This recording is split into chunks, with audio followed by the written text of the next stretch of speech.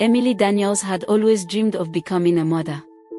After 4 years of waiting, countless doctor visits, and silent prayers whispered in the night, the good news finally came: she was pregnant.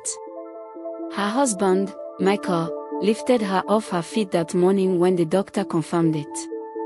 "I told you, Emily," he said with tears glistening in his eyes. "God's time is the best." From that day, the house came alive. Michael bought a small teddy bear every month to mark each passing milestone of the pregnancy.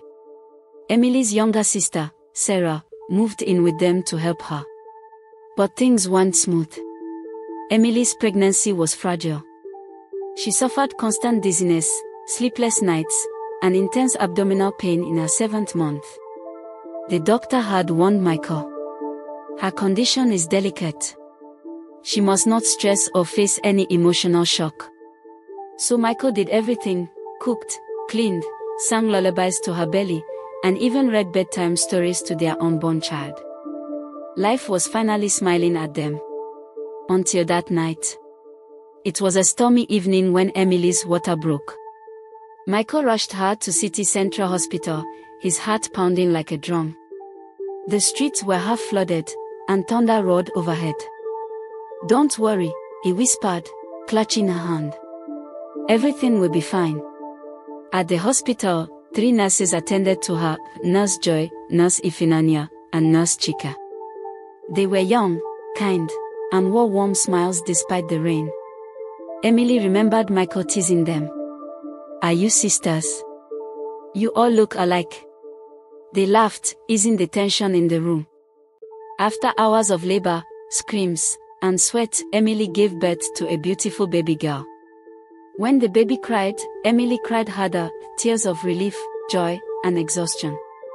Michael kissed her forehead. "You did it, Em. She's beautiful." "Her name," Emily whispered, "is Grace." By midnight, the world was quiet. The rain had stopped. Michael went home to pick up some baby clothes, while Sarah went to the cafeteria to get food. Emily lay on her bed, exhausted but content.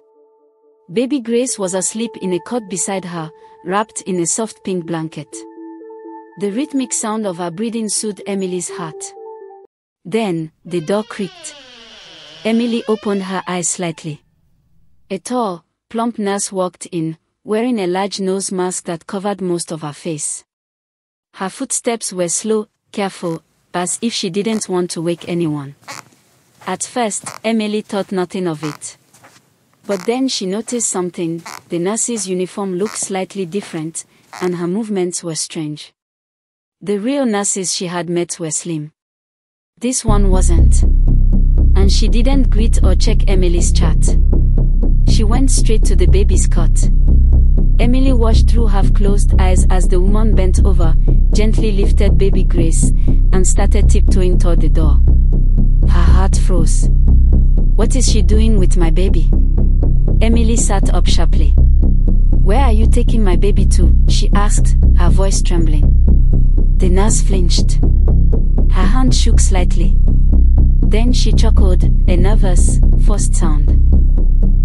The baby. We need to take her weight." Emily's eyes narrowed.